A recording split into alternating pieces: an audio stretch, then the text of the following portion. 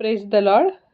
आज आपण योहानकृत शुभवर्तमान याचा पहिला अध्याय आणि 15, 16, 17 या वचनावर मनन करणार आहोत. मी वाचते. त्याच्याविषयी योहान साक्ष देतो आणि मोठ्याने म्हणतो, जो माझ्या मागून येतो तो माझ्या पुढे झाला आहे, कारण तो माझ्यापूर्वी होता. असे ज्याच्याविषयी मी सांगितले तो हाच आहे. त्याच्या पूर्णतेतून आपणा सर्वांना कृपेवर कृपा मिळाली आहे. कारण नियमशास्त्र मोशेच्या द्वारे देण्यात आले होते, कृपा व सत्य ही येशू ख्रिस्ताच्या द्वारे आली. आमेन. तर आपण मागील वेळी योहानाने जे सांगितलं ते बघितलेलं आहे की नाही का. योहान सतत साक्ष देतोय की जो माझ्या मागून येतो तो माझ्या पुढे झालेला आहे. आणि तो आजपर्यंत आपण योहानाची साक्ष नव्या करारात वारंवार वाचतोय. आणि तो सारखं साक्ष देतोय योहान की हा देवाचा पुत्र आहे. काय म्हणतो योहान, मी स्वतः पाहिले आहे व साक्ष देतो की हा देवाचा पुत्र आहे, असं तो सारखं साक्ष देतो. आणि मग बाप्तिस्मा करणारा योहान ह्याने वचनामध्ये म्हटलंय, माझ्यापेक्षा समर्थ असा कोणी एक माझ्या मागून येत आहे. मार्क 1:7 मध्ये त्याने असं म्हटलेलं आहे. मग हा योहानाचा जन्म येशूच्या काही महिने अगोदर झाला. पण आणि येशूच्या सेवा कार्याच्या पूर्वीच त्याचं सेवा कार्य सुरू झालं. पण तरी सुद्धा तो सांगतोय, की म्हणजे तो जसा काय सीनियर आहे ना येशूला, जसं काय असं आपण बघतो. तर मग तरी पण तो म्हणतोय, की माझ्याहून महान आणि थोर अशा एकाचा मार्ग तयार करण्यासाठी मला पाठवलेलं आहे. असं त्याला पूर्णपणे जाणीव आहे, की आम्ही मागच्या बायबल स्टडीमध्ये सांगितलं होतं, की योहान हा जकर्याचा मुलगा होता. म्हणजे हे त्याला जगिक बाप आहे. पण येशू हा पूर्णपणे देवाचा मुलगा आहे. पवित्र आत्म्यापासून तो आलेला आहे. हे आपण मागच्या बायबल स्टडीमध्ये शिकलो. तर मग हा देवाचा पुत्र येणार आहे आणि त्याची वाट तयार करण्यासाठी ह्या योहानाचं कार्य आहे, तो काम आहे. हे त्याला माहीत आहे. पूर्णपणे त्याला माहिती आहे, की येशू ख्रिस्ताचा मार्ग तयार करण्यासाठीच आपल्याला पाठवलेलं आहे, हे त्याला माहीत होतं. आणि म्हणून तो सारखा म्हणतो, की जो माझ्या मागून येतो तो माझ्या पुढे गेला आहे, कारण तो माझ्यापूर्वी होता. कारण त्याला माहीत आहे, की ख्रिस्त हा योहानापेक्षा महान आहे. कारण हे जग उत्पन्न करण्यापूर्वीच ख्रिस्त देवाबरोबर आहे. आणि योहान हा सामान्य मानव आहे, जकर्याचा पुत्र. आणि ख्रिस्त हा देवाचा सनातन, सनातन म्हणजे कधीही ज्याला अंत नाही, सनातन देवाचा काय आहे, पुत्र आहे. म्हणजे तो ख्रिस्त हा देवच आहे. जसं म्हणजे देव पिता, पुत्र आणि पवित्र आत्मा हे एकच आहेत, हे आपल्याला माहिती आहे. पुढच्या वचनात आपण काय वाचतो, 16व्या वचनात, त्याच्या पूर्णतेतून आपणा सर्वांना कृपेवर कृपा मिळाली आहे. म्हणजे ख्रिस्त कृपेने परिपूर्ण आहे. म्हणजे त्याच्या पूर्णतेतून म्हणजे त्याच्या परिपूर्ण कृपेतून सर्व विश्वासणाऱ्यांना कृपेवर कृपा मिळाली आहे, असं इथं सांगितलेलं. म्हणजे इथं ह्याचा अर्थ काय होतो, तर येशू हा कृपा आणि सत्य यांनी परिपूर्ण होता. कृपा म्हणजे काय, मागच्या वेळेस पण मी सांगितलं, की कृपा म्हणजे देवाने माणसावर केलेली महान दया. आणि मग म्हणजेच आपल्याला इथं माहित आहे, की कृपा म्हणजे देवाची दया, प्रीती त्याला कधीही अंत नसतो. आणि देव माणसांवर विपुलपणे कृपा करतो. म्हणजे माणूस देवाच्या कृपेला अजिबात पात्र नाहीये. पण आणि उत्तम चांगली कृत्य करून सुद्धा त्याला देवाची कृपा मिळवता येत नाही. पण तरी देव सर्व स्त्री-पुरुषांवर मागच्या वेळेस पण सांगितलं, की कुठलाही भेदभाव न करता आपल्या कृपेचा वर्षाव करतो, प्रत्येकावर प्रीती करतो. आणि ह्या देवाच्या कृपेमुळेच मानवांना देवाबरोबर परस्पर शांतीचा काय होतो, लाभ होतो. आणि हे इथं आपल्याला वाचायला मिळतं. पौलाने इफिसच्या मंडळीला लिहिलेल्या पत्रामध्ये आपण वाचतो, की कृपेच्याद्वारे शांती असे नाव देता येईल. कारण अतपासून इतीपर्यंत हा या पत्राचा प्रमुख विषय आहे.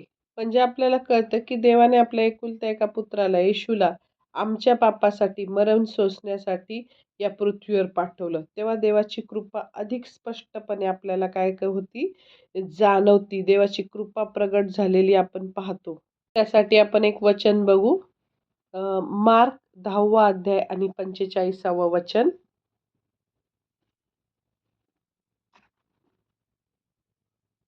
कारण मनुष्याचा पुत्र ही सेवा करून घ्यावयास नाही, तर सेवा करावयास व पुष्कळांच्या मुक्तीसाठी आपला जीव खंडणी म्हणून अर्पण करावयास आला आहे. आमेन. तर इथं सांगितलेलं आहे, हे मार्ककृत शुभवर्तमानामधलं एकदम अत्यंत महत्त्वाचं वचन आहे. म्हणजे पृथ्वीवर येण्यामागं आपला उद्देश काय आहे, हे इथं येशूने काय केलंय, शिष्यांना समजून सांगितलं आहे. येशू काय आहे? मनुष्याचा पुत्र. म्हणजे एकाच वेळेस तो देवाचा पुत्र पण आहे, म्हणजे पूर्ण देव पण आहे, आणि एकाच वेळेस तो मनुष्याचा पुत्र बनून पवित्र आत्म्याद्वारे तो मरियेच्या पोटी आलेला आहे, देवाचा पुत्र. तर देवाचा पुत्र जगामध्ये आजवर झालेल्या व पुढं होणाऱ्या सर्वश्रेष्ठ नेत्यांमध्ये सर्वश्रेष्ठ नेता जसा काय, तर तो सेवा करून घ्यावयास नाही, तर सेवा करावयास आला आहे. तो मालक बनून राहण्यास आलेला नाहीये, की पृथ्वीचा मालक आहे मी, म्हणून मी मालक बनून राजासारखा राहणार, असा तो आलेला नाहीये. तर तो सेवक, सेवक म्हणजे काय, नोकर बनून आलेला आहे. त्यासाठी आपण एक वचन वाचू. फिलिप्पीकरास पत्र 2रा अध्याय आणि 6 ते 8 वचन. तो देवाच्या स्वरूपाचा असूनही देवाच्या बरोबरीचे असणे हा लाभ आहे असे त्याने मानले नाही, तर त्याने स्वतःला रिक्त केले, म्हणजे मनुष्याच्या प्रतिरूपाचं होऊन दासाचं स्वरूप धारण केले, आणि मनुष्य प्रकृतीचे असे प्रगट होऊन त्याने मरण, आणि तेही वधस्तंभावरचे मरण सोसले. येथपर्यंत आज्ञापालन करून त्याने स्वतःला लीन केले. आमेन. म्हणजे ख्रिस्त हा देवाच्या स्वरूपाचा देवच होता. म्हणजे देवाचा संपूर्ण स्वभाव, शील, गुणधर्म सर्व काही त्याच्यामध्ये जसेच्या तसे देवासारखे ख्रिस्तामध्ये आहेत. आणि ख्रिस्त देवाच्या बरोबरीचा म्हणजे देवच होता, तरी त्याने स्वतःहून आपले तेजस्वी, गौरव, सर्व देवाचे दिव्य असे गुण बाजूला ठेवले, आणि स्वतःमधून ते सामर्थ्यशाली गुण बाजूला काढून येशूनी स्वतःला शून्य केलं. तो पूर्णतः देव असूनही पूर्णपणे तो काय झाला, मनुष्य झाला. म्हणजे त्याने मनुष्य स्वभाव, मनुष्य प्रकृती धारण केली, आणि त्यातही तो दास असा झाला. दास म्हणजे गुलाम, सेवक, नोकर असा झाला. आणि ख्रिस्ताला देवाशी बरोबरी करण्याची काहीच गरज नव्हती. त्याने तसा प्रयत्नही केला नव्हता, कारण मुळात देवाचे अधिकार हे त्याचेच होते. ख्रिस्त हा देवच होता, देवाच्या बरोबरीचाच होता आणि आहे. तो देव आहे. वारसाला आपल्या वतनासाठी झगडा करावा लागतो का? नाही. तर त्याच्यासाठी ते राखून ठेवलेलं असतं. मग ख्रिस्त मनुष्याचं प्रतिरूप धारण करून या पृथ्वीवर आला, आणि सर्व प्रकारे आमच्यासारखाच तो माणूस होता, आणि त्याच्यात व आपल्यात एकच फरक होता, फक्त त्याने कधीही पाप केलेलं नव्हतं. आणि मग या पृथ्वीवर असताना तो ख्रिस्त मनुष्य प्रकृतीचा होता, आणि तो मानव रूपाने, म्हणजे देवच स्वतः मानव रूपाने ख्रिस्त होऊन या पृथ्वीवर आला होता. आणि देव आणि ख्रिस्त हे एकच आहे. बरेच रेफरन्स आहेत. योहान 1:1, योहान 1:14, योहान 10:30 असे भरपूर वचन आहेत. पण आपल्याला वेळ होतो म्हणून आपण मग 8व्या वचनात आपण बघतो, की ख्रिस्ताने मनुष्य प्रकृती धारण केली. एवढंच नव्हे, तर त्याने स्वतःला याहूनही नीच केलं. म्हणजे त्याने एखाद्या सामान्य गुन्हेगारासारखं वधस्तंभावर मरणदंड भोगण्या एवढं त्याने स्वतःला काय केलं, नीच केलं. म्हणजे नीच म्हणजे खाली, म्हणजे खालच्या दर्जाला उच्च, आणि नीच असा विरुद्धार्थी शब्द आहे ना, तसं एवढं त्याने स्वतःला लीन केलं. मग ख्रिस्ताच्या या म्हणजे काळात एखाद्या माणसाला वधस्तंभावर मरायचं असेल, तर ती लाजिरवाणी गोष्ट असायची त्या काळी.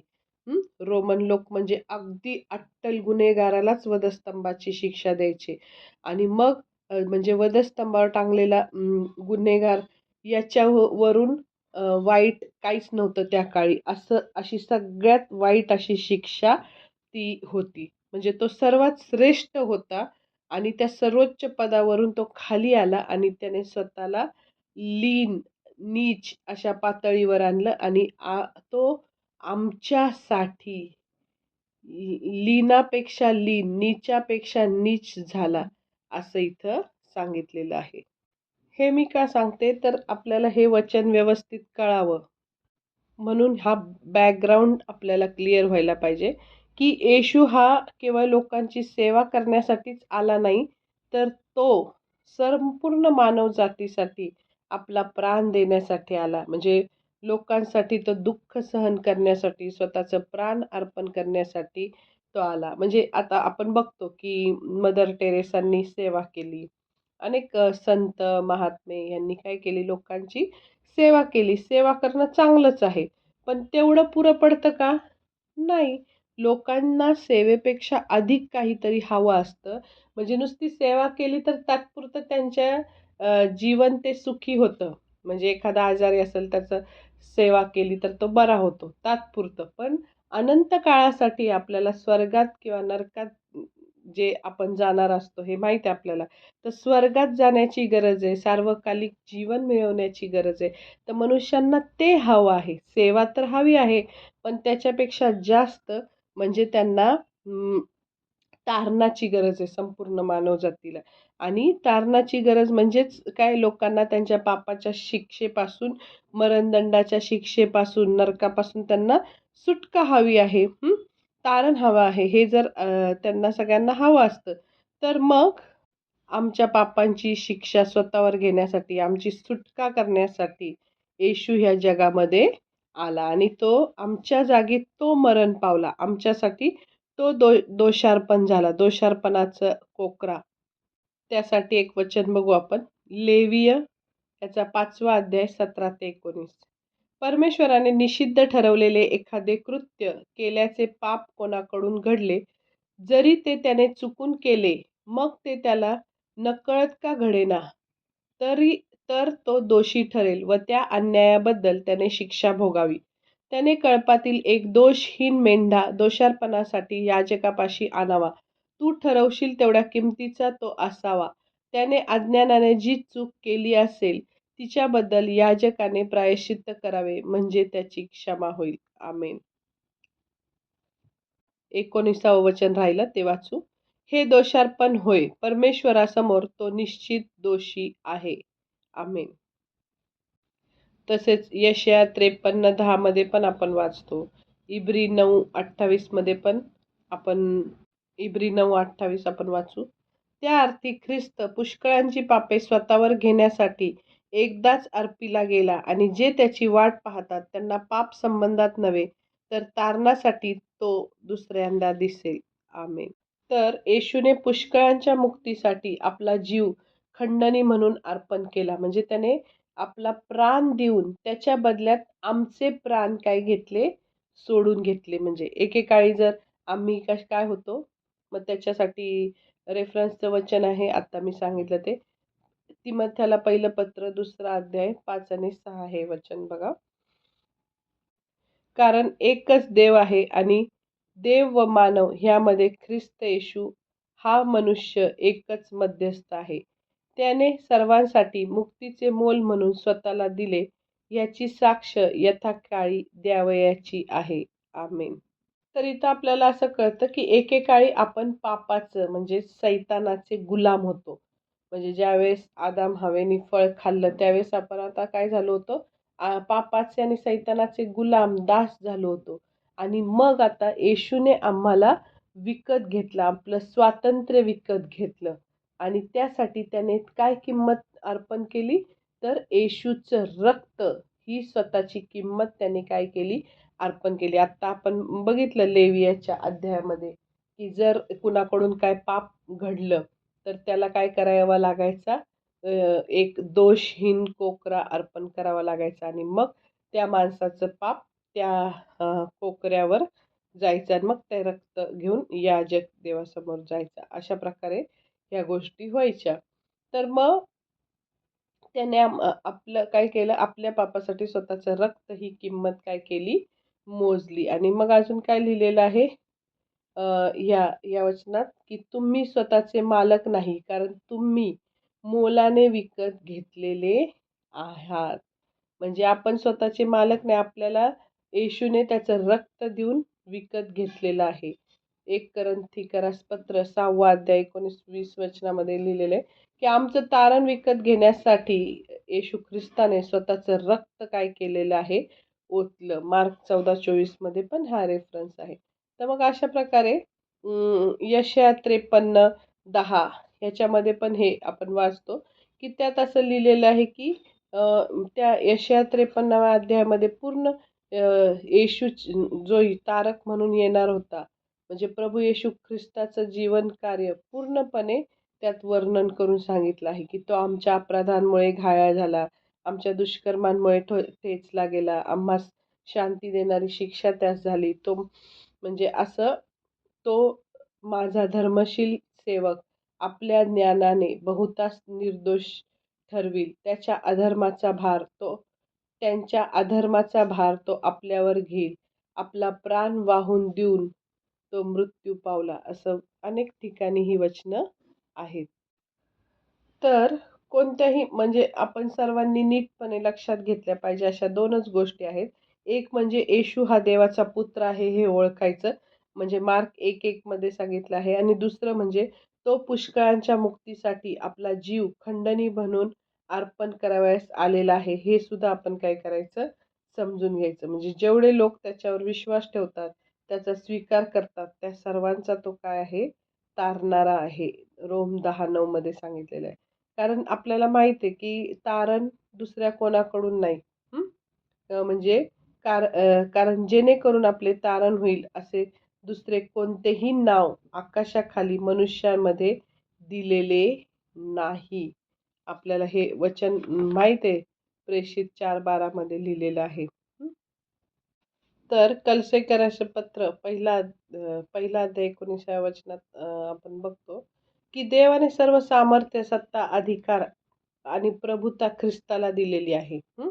आणि अ, म्हणजे ह्याच्यावर आपल्याला हे कळतं, की अ, तर कलसेकरास पत्र 2रा अध्याय 9 आणि 10 वचन आपण बघू. देवाचे खरे देहधारण म्हणजे काय, हे इथं आपल्याला पौलाने स्पष्ट केलेलं आहे. ख्रिस्ताच्या ठाईस देवाची सर्व पूर्णता मूर्तिमान वसते. म्हणजे येशू ख्रिस्त हा देवाची प्रतिमा नाही, तो देवाचं एखादं रूप व आदर्श आहे असंही नाही, तर तो देवाचा प्रतिनिधी पण नाही किंवा देवाचा देवदूत सुद्धा नाही. तर यापैकी तो कोणी नाही, तर येशू ख्रिस्त स्वतः देव आहे. ख्रिस्तामध्ये देवाची सर्व पूर्णता वसते. पूर्णता म्हणजे देवच पृथ्वीवर ख्रिस्ताच्या रूपात राहायला आला, हे इथं आपल्याला कळतं. म्हणजे देवाची पूर्णता काय आहे, तर त्याच्या सर्व गुणांची एकवट. म्हणजे देवाचं पूर्णपण कसं, सर्व गुणांनी तो संपन्न होता, की त्याचं प्रीती कशी अगम्य आहे, म्हणजे त्याच्या प्रीतीला अंत नाही.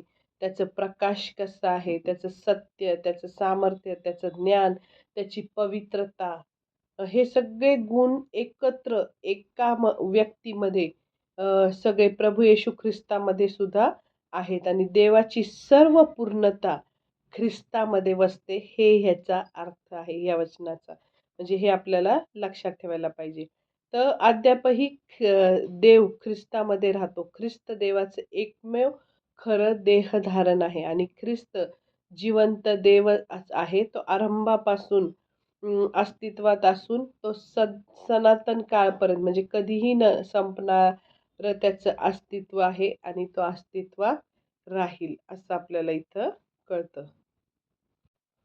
पुढचं वचन आपण बघू. कारण नियमशास्त्र मोशेच्या द्वारे देण्यात आले होते, कृपा व सत्य ही येशू ख्रिस्ताच्या द्वारे आली. आमेन. त्यासाठी आपण एक वचन वाचू. गलतीकरास पत्र याचा 2रा अध्याय 15 आणि 16 वचन वाचू आपण. तरी मनुष्य नियमशास्त्रातील कृत्यांनी नीतिमान ठरत नाही, तर येशू ख्रिस्तावरील विश्वासाच्या द्वारे ठरतो. हे जाणून आम्ही ख्रिस्त येशूवर विश्वास ठेवला, ह्यासाठी की आम्ही ख्रिस्तावरील विश्वासाने नीतिमान ठरावे, नियमशास्त्रातील कृत्यांनी नव्हे, कारण नियमशास्त्रातील कृत्यांनी मनुष्य जातीपैकी कोणीही नीतिमान ठरणार नाही. आमेन. मग इथं पौल गलती करतल्या लोकांना सांगतोय, की म्हणजे त्यांच्या पुढं बोलत आहे, यहुदी ख्रिस्ती लोकांपुढं बोलत आहे. कारण तर ते म्हणतात, तो म्हणतो, होय आम्ही यहुदी आहोत, पापी पापी परराष्ट्रीयातले नाही. म्हणजे असं का म्हणतो तो? तर त्यावेळेस परराष्ट्रीय लोकांना नियमशास्त्र माहीत नव्हतं, ते नियमशास्त्र पाळत नव्हते. मग त्यावेळेस यहुदी लोक त्यांना असं समजायचे, की आम्ही नियमशास्त्र पाळणारे आहोत, त्यामुळे आम्ही नीतिमान. आणि ते परराष्ट्रीय लोक, त्यांना नियमशास्त्र माहीत नाही, ते नियमशास्त्र पाळत नाही, म्हणून ते पापी असं त्यावेळेस ते लोक ह्या दृष्टीने ते बोलत होता. तर आता इथं यहुद्यांच्या दृष्टीने ते समोरचे जे परराष्ट्रीय ते सर्व पापी होते, अशा पद्धतीने तो बोलत होता. तर तरी तो पुढं म्हणतो, की तरीही मनुष्य नियमशास्त्रातील कृत्यांनी नीतिमान ठरत नाही. म्हणजे ते सगळे यहुदी नियमशास्त्रातले कृत्य पाळत होते की नाही, सगळे आज्ञा पाळत होते, तरीही ते नियमशास्त्रातील कृत्यांनी नीतिमान ठरत नाही. हे आपल्या यहुदी ख्रिस्ती लोकांना चांगलं माहीत आहे. म्हणजे यहुदी तसेच परराष्ट्रीय दोघेही नीतिमान ठरवले जातात, ते केवळ येशू ख्रिस्तावरील विश्वासाद्वारे. आणि मग हीच म्हणजे प्रेषित 15:11 मध्ये पण आहे, हीच सत्य सुवार्ता पौलाने सगळ्यांना पहिल्यापासून शिकवली आहे, की येशू ख्रिस्ताच्या विश्वासानेच आपण नीतिमान ठरवले जातो, हे सगळ्यांना सांगितलेलं आहे. आणि मग आपण नीतिमान ठरण्यासाठी नियमशास्त्र पाळणं आवश्यक आहे. यावर ते कसं म्हणजे काय पुढचं काय करायचं हे त्याने सांगितलेलं आहे. तर ह्याचे आपण नीट बघू, की कोणत्याही माणसाचं जर तारण व्हायचं असेल, तर त्यासाठी कशाची गरज आहे? हे नीट आपण बघू बघा. तर सर्व उत्तम गोष्टी याकोबाच्या पत्रात आपल्याला माहिती आहे, पहिल्या अध्यायात लिहिलेलं आहे, की सर्व उत्तम गोष्टी देवाच्या कृपेनेच मिळतात. आपण वाचतो, की प्रत्येक उत्तम दान व देणगी आपल्याला वरून मिळतं, देवाकडून मिळतं. म्हणजे जेवढं आपल्या जीवनात चांगलं होतं ते सगळं देवाकडून मिळतं. हे आपल्याला म्हणजे ही देवाची कृपा आहे, देवाची प्रीती आपल्यावर आहे, हे आपल्याला कळतं. मग याच कारणासाठी मनुष्याचं तारण करण्यासाठी ख्रिस्त पृथ्वीवर आला. आपल्याला सर्वांना माहित आहे, योहान 3:16. देवाने जगावर एवढी मोठी प्रीती केली, की त्याने आम्हासाठी आपला एकुलता एक पुत्र दिला, अशासाठी की जो कोणी त्याच्यावर विश्वास ठेवतो त्याचा नाश होऊ नये, तर त्याला सार्वकालिक जीवन मिळावे. तर मग आता सर्वच माणसे, मग ती परराष्ट्रीय असो किंवा यहुदी असोत, ते सगळे पापी आहेत. रोम 3:9 आणि 10 मध्ये आपण बघतो, की त्यामुळं त्यांना सर्व काळचं मरण ही पापाबद्दलची शिक्षा होती. आणि या पापाबद्दलच्या शिक्षेपासून सुटका होण्यासाठी सर्व माणसांना तारणाऱ्याची गरज होती. रोम 6:23 मध्ये सांगितल्याप्रमाणे आपण सर्वस्वी अपात्र होतो, पापी होतो, आणि तरी सुद्धा ख्रिस्त आमच्यासाठी मरण पावला. रोम 5:6 आणि 8 मध्ये बघतो आपण, की आमच्या पापाबद्दल आम्हाला व्हायची शिक्षा प्रभू येशू ख्रिस्ताने स्वतः भोगली. म्हणून आता त्याच्यावर विश्वास ठेवणारे आम्ही दोषपात्र ठरणार नाही, तर आम्हाला समोर नीतिमान ठरवलेले आहे. रोम 3:23 आणि 24 मध्ये पण हे लिहिलेलं आहे. तर हा सर्व देवाच्या कृपेचा काय आहे? परिणाम आहे. मग तारण व्हावं ह्यासाठी माणसाने काय केलं पाहिजे? तर त्याने सगळ्यात पहिलं म्हणजे ख्रिस्तावर विश्वास ठेवला पाहिजे. ख्रिस्त हा एकच देव आहे. तो आमच्या पापांसाठी खाली आला, हा विश्वास ठेवायला पाहिजे. त्याने माझ्या पापांची शिक्षा घेतली. त्याने वधस्तंभावरचं मरण सोसलं. हा तो तिसऱ्या दिवशी पुन्हा उठला, ह्याच्यावर काय झाले काय ठेवला पाहिजे? विश्वास. मग फक्त विश्वास ठेवून फक्त होणार नाही, तर त्याच्या पुढं आहे, की देवाची कृपा त्याने आपलीशी केली पाहिजे. म्हणजे देवाची कृपा त्याने स्वीकारली पाहिजे. म्हणजे देवाने जसं काय आपल्या समोर असा हात धरलेला आहे, काय केलेला आहे? हात धरलेला आहे, म्हणजे हात ठेवलेला आहे. आपल्याला त्याचा हात काय करायचा आहे? धरायचा. म्हणजे त्याच्या कृपेच्या देणगीचा स्वीकार आपल्याला करायचा आहे. एखादं लहान मूल कसं आपल्या वडिलांचा हात पकडून चालतं. हं? तशा प्रकारे देव जसं काय आपल्या वडिलांसारखा त्याने हात असा ठेवलेला आहे आणि आपण लहान मुलासारखं देवाच्या कृपेच्या देणगीचा काय करायचं आहे, स्वीकार करायचा. त्याचा हात पकडायचा, ती स्वीकारायची त्याची देणगी. आणि त्यासाठी काय करायचं आपल्याला? साधं कृत्य म्हणजे विश्वास. त्यांनी लिहिलेलंच आहे की नाही का इफिसकरांच्या मंडळीस, कारण कृपेनेच विश्वासाच्या द्वारे तुमचं तारण झालेलं आहे आणि हे तुमच्या हातून झाले असे नाही, तर ते देवाचं काय आहे? दान आहे. इफिस 2:8 मध्ये आपण बघतो. तर आपलं तारण होण्यासाठी आपला विश्वास आणि देवाची कृपा या दोघांची आपल्याला काय असती? गरज असते. आणि ख्रिस्तावर विश्वास ठेवला म्हणजे आपल्याला त्याचं नीतिमत्व प्राप्त होते. म्हणजे तो जसा नीतिमान आहे तसे आपण नीतिमान होतो. म्हणजे आपल्या पापापासून आपण स्वच्छ धुतलेले, निष्कलंक, निर्दोष असे आपण होतो. म्हणजे आपल्याला जेव्हा आपण ख्रिस्तावर विश्वास ठेवतो, तेव्हा आपल्याला देव अशा प्रकारे बघतो, की हे येशूच्या रक्ताने धुतलेले स्वच्छ, निष्कलंक, निर्दोष असे हे लोक आहेत. हे नीतिमान असे लोक आहेत असं बघतो येशूवर विश्वास ठेवल्याने. मग आपण काय होतो? नीतिमान ठरतो. रोम 5:1 आणि 2 मध्ये आपण बघतो. तेव्हा आता आमच्या पापांबद्दल आपल्याला शिक्षा करण्यास देवाला जागा उरत नाही. म्हणजे देवाला कारणच नाही, की आता आपण विश्वास ठेवला आणि आपण आता काय झालो? नीतिमान झालो, स्वच्छ झालो, निष्कलंक झालो. म्हणून आता आपल्याला देव शिक्षा करू शकत नाही. उलट शिक्षा करण्याऐवजी आपण पापापासून मुक्त झालेलो आहे. आपण नीतिमान झालेलो आहे, म्हणून तो आपल्यावर काय करतो? दया करतो, आपल्याला क्षमा करतो. आणि सगळ्यात मेन म्हणजे योहान 1:12 मध्ये आपण बघितलं 12व्या वचनात, की जितक्यांनी येशूचा स्वीकार केला तितक्यांना, म्हणजे त्याच्या नावावर विश्वास ठेवणाऱ्यांना त्याने देवाची मुले होण्याचा अधिकार दिला. म्हणजे जेव्हा आपण विश्वास ठेवतो तेव्हा तो आपल्याला काय करतो? नीतिमान करतो, क्षमा करतो, स्वतःची मुले करतो. आणि नंतर मागच्याच अध्यायात सांगितलेलं, मागच्याच बायबल स्टडीत सांगितलं, की तो मुले झालं तर आपण त्याचे काय होतो? वारिसही होतो आणि आपल्याला तारण सुद्धा प्राप्त होते. हे आपल्याला माहित होतं.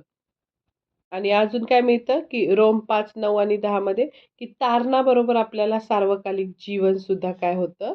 मिळतं. मग तेव्हा तारण होण्यासाठी प्रथम आपण नीतिमान ठरणं आवश्यक आहे. आणि नीतिमान ठरण्यासाठी आत्ताच सांगितलं, की आपण पहिला ख्रिस्तावर विश्वास ठेवला पाहिजे. आणि ख्रिस्तावर विश्वास ठेवण्यासाठी सगळ्यात प्रथम आपण देवाच्या कृपेचा काय करायचा? लाभ घ्यायचा. मी ते हाताचं उदाहरण सांगितलं ना, लाभ घेणं जरुरीचं आहे. म्हणजे देवाने आपल्याला जगाच्या स्थापनेपूर्वीच पाचारण केलंय, म्हणजे बोलवलंय जगाच्या स्थापनेपूर्वीच. इफिस 1:4 मध्ये आमचं तारण, आमचं नीतिमत्व, आमचा विश्वास, आमचं पाचारण हे या सर्वांचा आरंभ देवाच्या अगाध कृपेमध्ये झालेला आहे. हे सर्व कृपेचं एक महान कार्य आहे देवाचं, हे आपण समजून घेतलं पाहिजे. म्हणून आता कुठल्याही नियमांचं किंवा कुठल्याही परंपरांचं पालन करून तारण मिळवण्याचा कसलाही प्रयत्न आपण करायचा नाही. किंवा मोठी सगळे पुण्याची कामं केली, चांगली कृत्य केली, तरी आपल्याला तारण मिळवता येणार नाही. त्यांनी काहीच साध्य होणार नाही. कितीही पैसा द्या कुणाला, कितीही कुणासाठी सेवा करा, पण तर त्याच्याने आपलं तारण होणार नाही. तर आपण आपल्या स्वतःच्या प्रयत्नांनी तारण मिळवण्याचा प्रयत्न करतो. म्हणजे आपण देवाची कृपा काय करतो? नाकारतो असं होतं इथं. म्हणजे रोम 3 आणि 20:28 याच्यामध्ये असं लिहिलेलं आहे. तर मग इथं सांगितलं आहे, की नियमशास्त्रातील कृत्यांनी मनुष्य जातीपैकी कोणीही नीतिमान ठरणार नाही. 16व्या वचनात आपण बघतो, की कुणीच मनुष्य काय करणार? नियमशास्त्रातल्या कृत्यांनी नीतिमान ठरणार नाही. का बरं? कारण नियमशास्त्रात खूप बारीक-बारीक नियम आहे आणि ते सदा सर्व काळ कोणाला पाळणे शक्य होत नाही. याकोबाने लिहिलेलं आहे की नाही, कारण जो कोणी संपूर्ण नियमशास्त्र पाळून एका नियमाविषयी चुकतो, तो सर्वांविषयी दोषी ठरतो. याकोब 2:10 मध्ये आपण बघतो.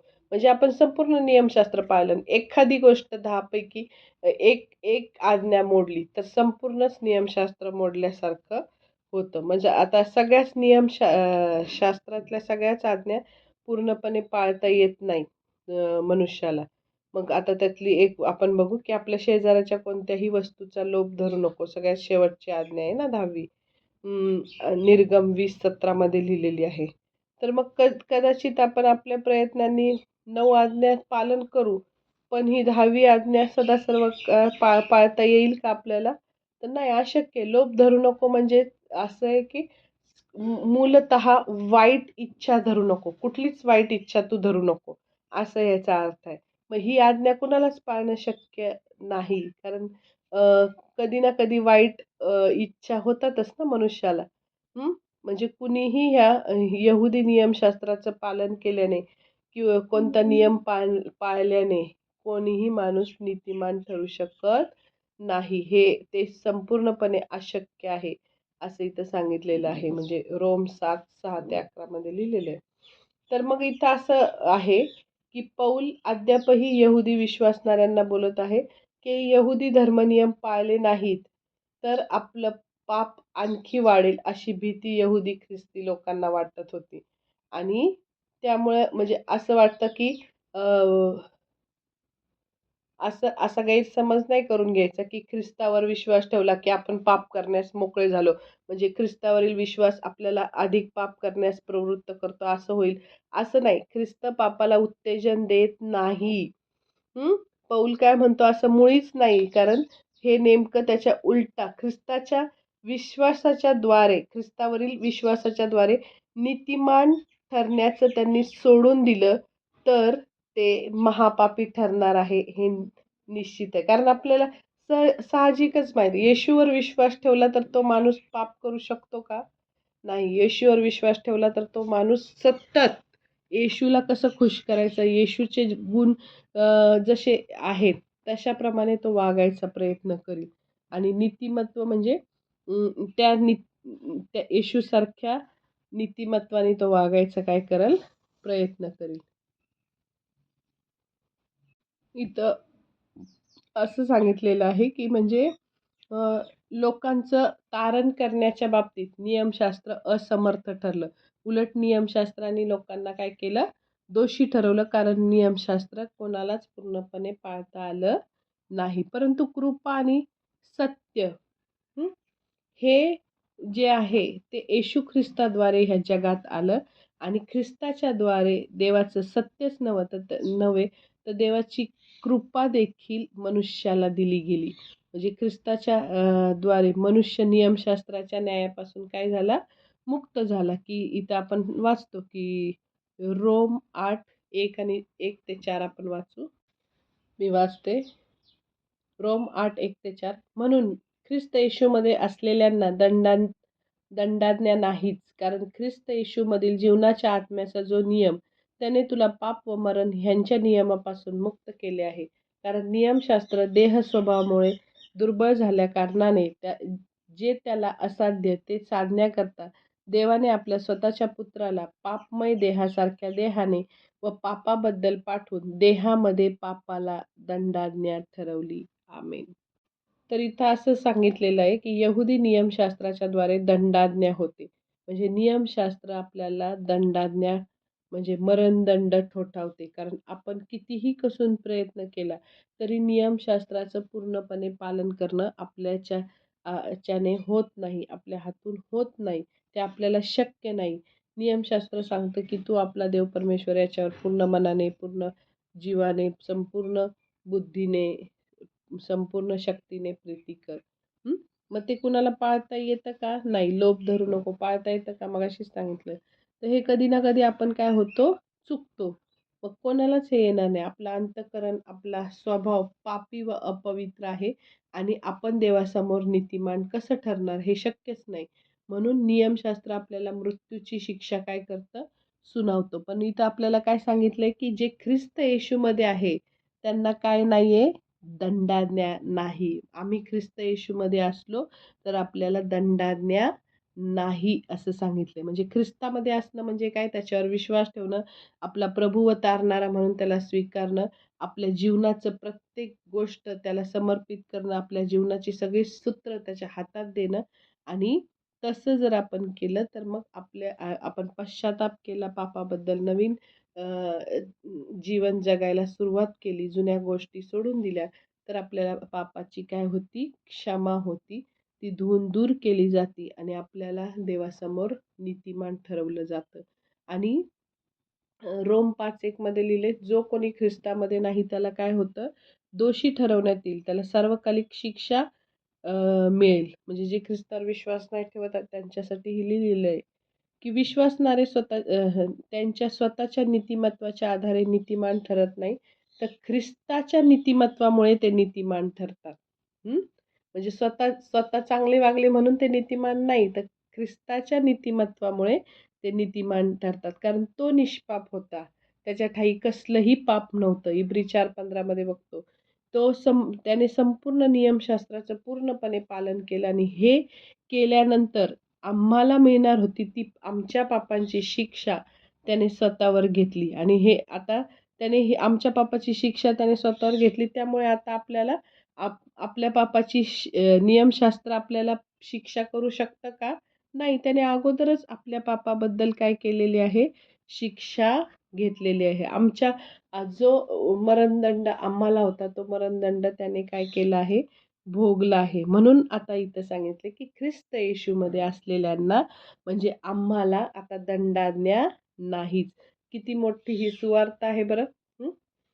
आपल्याला हे लक्षात घ्यायला पाहिजे, की पौल आपल्या पत्रामध्ये असं सांगतो, की नियम नियम हा शब्द विविध प्रकारे त्याने काय केलेला आहे? वापरला आहे. म्हणजे एक नियम म्हणजे सर्वसाधारण नियम म्हणजे यहुदी नियमशास्त्र. आणि हे नियमशास्त्र देवाने काय केलं होतं? मोशेकडून यहुदी लोकांना काय केलं होतं? दिलं होतं. या वचनामध्ये नियम ह्या शब्दाचा अर्थ वेगळा आहे. पण इथं दुसरीकडं ह्याचा अर्थ तत्व किंवा सत्ता असा आहे. म्हणजे रोम 7 21-23 प्रमाणे आमच्यामध्ये पवित्र आत्मा येण्यापूर्वी आमच्या जीवनावर पापाची आणि मृत्यूची सत्ता होती. हं? आणि म्हणजे नियम होता. पापाची व मृत्यूची सत्ता होती आणि पवित्र आत्मा आता आमच्यामध्ये आला तेव्हा पाप व मरण यांचा जो जुना नियम म्हणजे जुनी सत्ता होती, याची जागा जीवनाच्या आत्म्याने म्हणजे जीवनाच्या सत्तेने घेतली आहे. याला पण तो काय म्हणतो? नियम म्हणतो. म्हणजे जीवनाच्या नियमाने ती घेतलेली आहे. म्हणजे पापाची, मृत्यूची सत्ता होती ती निघून गेली आणि आता कुणाची? पवित्र आत्म्याच्या सत्ता आपल्या जीवनामध्ये आहे. म्हणजे मनुष्यांना मरणदंडाची शिक्षा देणारे यहुदी नियमशास्त्र, पाप, मरण यांच्या नियमाखाली आपल्याला ठेवतं, सत्तेखाली आपल्याला ठेवतं. पण ख्रिस्ताच्या पवित्र आत्म्याने आता आम्हाला पाप व मरण ह्या नियमाच्या पासून मुक्त केलं आहे. पवित्र आत्मा पाप, दोष व पापाबद्दलची शिक्षा यापासून आपल्याला मुक्त करतो. एवढेच नव्हे तर त्या पापाची शक्ती, सत्ता यापासून पण तो आपल्याला काय करतो? सोडवतो. रोम 6:14 प्रमाणे. आणि मग पूर्वीचं नियमशास्त्रामुळे माणसं नीतिमान ठरवली जावी, त्यांना सार्वकालिक जीवन मिळावं, ह्या हेतूने यहुदी नियमशास्त्र देण्यात आलं होतं, रोम 7:10 प्रमाणे. तर परंतु मानवाच्या पापी देह स्वभावामुळे त्यांना नीतिमान ठरवून त्यांचं तारण करण्याच्या कामी नियमशास्त्र काय ठरलं? दुर्बल ठरलं. म्हणजे ते हे झालं. मन यहुदी नियमशास्त्र माणसांना त्यांच्या पापाबद्दल फक्त दोषी ठरवतं. पण पापावर मात करण्यासाठी कसलीही मदत करत नाही. आम्हाला पापाच्या व मरणाच्या नियमापासून मुक्त करण्यासाठी नियमशास्त्र दुर्बल ठेवलं. ते साध्य करण्यासाठी म्हणजे जे अ, चुकलं होतं ते साध्य करण्यासाठी काय केलेलं आहे? देवाने स्वतःच्या पुत्राला पाठवलं. पाप व मरण यांच्या नियमापासून आम्हाला मुक्त करणे, हे नियमशास्त्राला शक्य नव्हतं. पण देवाने ख्रिस्ताला या जगात पाठवलं आणि त्याच्यामुळे ते काय झालं? शक्य झालं. मग पाप व मरण यांच्या नियमापासून ख्रिस्ताने आमची सुटका केली. त्याला पापार्पण म्हणून पाठवलं. मगाशी आपण लेवियामध्ये वाचलं की नाही? जर आपल्याकडून पाप झालं तर त्याच्यासाठी पापार्पण म्हणून कोकरा बनून त्याला पाठवलं आणि मग त्याने आपला स्वतःचा प्राण अर्पण करून आमच्या पापाची शिक्षा त्याने स्वतःवर घेतली आणि प्रमाणे ते मी मगाशी सांगितलं की ते कोकरू अर्पण करावं लागायचं. ती शिक्षा त्याने स्वतःवर घेतली आणि ख्रिस्त पापी मनुष्याच्या देहासारखा होऊन आला. तो स्वतः पापी नव्हता, तर तो केवळ पापी माणसासारखा होऊन आला आणि इतर सर्व प्रकारे तो आपल्यासारखा मानव होता. आपल्यावर येणारे मोहप्रसंग मागच्या वेळेस सांगितले, की त्याच्या पण अनुभवास आले. पण त्यांनी एकही मोहात तो पडला नाही, एकही पाप त्याने केला नाही. आणि मग ख्रिस्ताने काय केलं? पापी मनुष्याच्या देहामधील पापाला दंडाज्ञा केली, शिक्षा केली. म्हणजे त्याने पापावर विजय संपादन केला आणि पापाची सत्ता मोडली. आणि हे त्याने कसं केलं? की आता समजा बघा, की यहुदी नियमशास्त्राप्रमाणे एखाद्या न्यायाधीशाप्रमाणे हे आहे. म्हणजे त्याने पापी माणसाला शिक्षा देणं त्याला भागच असतं. एकदा शिक्षा दिली, की न्यायाधीशाचं काम काय होतं? संपतं. मग त्या पापी माणसावर न्यायाधीशाचा काही अधिकार उरत नाही. तसं एखाद्या माणसाला मरणदंड झाला, की तो न्यायाधीश व नियम या दोघांच्याही हातात राहत नाही. असं होतं की नाही? मग त्याने आपल्या पापाचा पूर्ण दंड भरून दिल्यानंतर त्याच्याकडे त्याचं काही देणं उरत नाही. तो त्यानंतर पापाबद्दल दोषी राहत नाही. म्हणजे त्याचे पाप पुसून टाकले जाते. सारे संपूर्ण म्हणजे सगळं आता पूर्ण झालं आहे. म्हणजे एका अर्थी त्याच्या पापाला मरणदंड मिळाला आहे. ख्रिस्ताने पापी माणसामधील पापाला काय केलेलं आहे? दंडाज्ञा केलेली आहे, असा इथं त्या पौलाच्या म्हणण्याचा अर्थ आहे. आणि म्हणजे स्वतःचं बलिदान करून ख्रिस्ताने आमची शिक्षा स्वतःवर घेतली. त्यायोगे आमच्या पापाला त्याने काय केलं? मरणदंड दिला आणि आमचं पाप काय केलं? पुसून टाकलं. आणि यहुदी नियमशास्त्राप्रमाणे जेव्हा पाप घडत असेल तेव्हा एखादा पशूचं अर्पण करायचं होतं की नाही? आणि मग हे अर्पण केलं की तो थोड्या वेळापुरतं शुद्ध व्हायचा आणि लगेच थोड्या वेळाने परत त्याच्या हातून काय व्हायचं? पाप व्हायचं. मग सारखं क्षणात शुद्ध आणि क्षणात अशुद्ध असा तो माणूस असायचा. मग पूर्णपणे त्याचं पापाचा जो कलंक आहे तो पूर्णपणे कधीही जात नव्हता. त्याची पूर्णपणे पापे कधीही पुसली जात नव्हते. तो तसाच दोषी राहायचा. म्हणून यहुदांच्या पशुयज्ञापेक्षा ख्रिस्ताचा यज्ञ, आत्मयज्ञ सर्वस्वी काय आहे?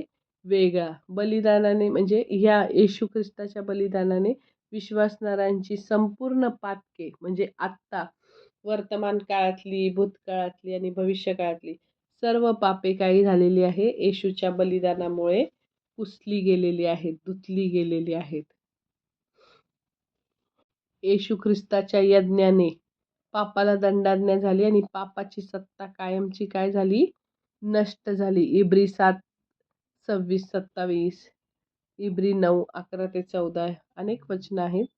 मग आता इथं आपण पौल अनेक विचार मांडतो की नियमशास्त्र काय आहे? दुर्बल आहे. ते पापाचा व मरणाचा काय आहे? नियम आहे. नियमशास्त्र पाळलं नाही तर त्या आज्ञाभंगाच्या पापाबद्दल माणसाला शिक्षा करणे देवाला प्राप्तच आहे. आणि मग येशूने काय केलं? ह्या नियमशास्त्राने लावून दिलेले सर्व नीतिमत्वाचं आचरण ख्रिस्ताने मानव बनून येऊन सर्व पाळलं. आणि त्याने काय केलं? नीतिमान जीवन जगावं अशी नियमशास्त्राची अपेक्षा आहे ना, ही अपेक्षा पण येशूने पूर्ण केली. आणि पापाला मरणदंड द्यावा अशी पण नियमशास्त्राची आज्ञा आहे ना, ती पण त्याने काय केली? पूर्ण केली. वधस्तंभावरील आपल्या मरणाच्या द्वारे येशूने ही अपेक्षा देखील काय केली? पूर्ण केली. अशा प्रकारे तो जगला व मरण पावला, यासाठी की आपल्यामध्ये नियमशास्त्राने नेमून दिलेले आचरण काय व्हावे? पूर्ण व्हावे. आणि नियमशास्त्राच्या सर्व अपेक्षा पूर्ण करणं आपल्याला कधीच जमलं नसतं. म्हणून हे कार्य येशूने आमच्यासाठी पूर्ण केलं. म्हणजे वधस्तंभावर येशूने सगळी अदलाबदली केली. नियमशास्त्राने लावून दिलेल्या अपेक्षा कशा पूर्ण केल्या गेल्या? तर याचं उत्तर असं आहे की आमचा पाप, दोष व शिक्षा येशूने स्वतःवर घेतली. आणि त्याच वेळी त्याने स्वतःचं नीतिमत्व आम्हाला दिलं. नियमशास्त्राच्या अपेक्षा पूर्ण करणारं त्याचं नीतिमत्व त्याने काय केलं? आम्हाला दिलं. 2 करंथीकरास पत्र 5 अध्याय 21 वचन. आणि ख्रिस्ताचं हे नीतिमत्व कोणाला मिळालं आहे?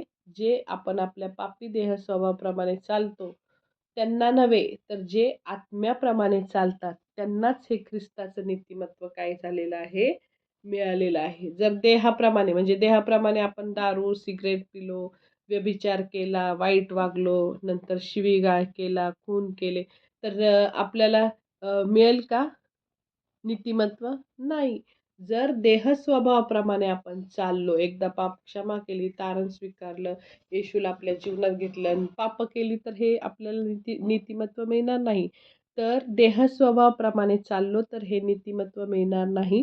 आपण जर आत्म्याप्रमाणे चाललो, तरच ते ख्रिस्ताचं नीतिमत्व आपल्याला मिळतं. म्हणजे याचा अर्थ असं काय असा आहे, की आम्ही एकदा येशूवर विश्वास ठेवला, की पवित्र आत्मा आपल्या जीवनामध्ये येतो. आणि तो काय करतो आपल्याला देवाच्या आज्ञा पाळण्यासाठी आपल्याला नवीन इच्छा व शक्ती देतो. आणि मग आपला नवीन जन्म होतो आणि त्याच्याद्वारे आपल्याला नवीन आध्यात्मिक जीवन प्राप्त होतं, है की नाही? मग आमच्यामध्ये वसणाऱ्या पवित्र आत्म्याच्या साहाय्यानेच आपल्याला काय होतं, नियमशास्त्राचे काही जे काही आचरणाचे लावून दिलेले नियम आपल्याला पूर्ण करता येतात. नीतिमान जीवन जगता येतं. म्हणजे एवढंच नाही, की ख्रिस्ताचं नीतिमत्व आत्म्याच्याद्वारे आमच्या जीवनात काय झालेलं आहे? प्रगट झालेलं आहे. म्हणजे आत्म्याप्रमाणे आपण चालायला पाहिजे असा अर्थ होतो. हां, आत्म्याविरुद्ध आत्म्याप्रमाणे चालणे याच्या विरुद्ध पापी देह स्वभावाप्रमाणे चालणे हे आहे. आणि जर आपण आपल्या पापी वासना, विचार याच्याप्रमाणे आचरण केलं, तर मग आपल्याला आत्म्याने चालणे शक्य नाही. दोन्हीपैकी एकाच मार्गाने आपण चालायचं, तर मग आपण काय होऊ? तर मग आपल्याला दंडाज्ञा नाही. अशा प्रकारे परंतु कृपा व सत्य ही येशूच्याद्वारे आली आणि ख्रिस्ताद्वारे देवाचं सत्यच नव्हे तर त्याची कृपा देखील मनुष्याला दिली गेलेली आहे. आणि ख्रिस्ताद्वारे मनुष्य नियमशास्त्राच्या न्यायापासून मुक्त झालेला आहे आणि आम्हाला शिक्षेपासून सोडून सार्वकालिक जीवन देण्यासाठी देवाने कृपावंत होऊन ख्रिस्ताला काय केलंय? पाठवलं. योहान 3:16 प्रमाणे. अशा प्रकारे खूप गूढ गहन अर्थ आहे. जरा समजायला अवघड आहे तरी अ, सर्वांनी वाचन करायचं आणि नीट समजून घ्यायचं. आज आपण प्रार्थना करू. परमपवित्र पिता प्रभू येशू ख्रिस्त पवित्र आत्मा त्रैक्य देवाला मान महिमा गौरव सन्मान युगानुयुग असो. प्रभू, तू आमच्यासाठी एवढं महान असं बलिदान केलं, त्या बलिदानाबद्दल मनापासून तुला धन्यवाद देतो, तुला तुझी स्तुती करतो. प्रभू, हे जे काही वचन प्रत्येकाने ऐकलं आहे त्या प्रत्येकाला तू आशीर्वादित कर. तुझ्या वचनाचं गूढ गहन रहस्य शोधण्यासाठी प्रत्येकाला पवित्र आत्म्याचं बुद्धीचं ज्ञान तू पुरव प्रभू. प्रत्येकाला तुझा शोध करण्यासाठी तू प्रत्येकाची आत्मिक डोळे, आत्मिक कान तू उघड. प्रत्येकाला तुझ्या हातात मी समर्पित करते आणि प्रत्येकाने लीन आणि नम्र होऊन तुझ्या जवळ यावं, तुला शोधावं आणि तू त्यांना मार्ग दाखवावा. तुझ्या पवित्र आत्म्याचं सत्य प्रगट करावं म्हणून तू प्रत्येकाला सहाय्य, मदत, मार्गदर्शन कर. इथून पुढची सर्व वेळ प्रत्येकाला, ऐकणाऱ्या सर्वांना तुझ्या हातात समर्पित करते. तूच प्रत्येकाचा सांभाळ कर आणि प्रत्येकाला आशीर्वादित कर. ही सर्व प्रार्थना धन्यता आणणाऱ्या येशूच्या नावात मागते आणि स्वीकारते. म्हणूनच हे यहोवा पित्या, तू ही प्रार्थना ऐक. आमेन. धन्यवाद. God bless you.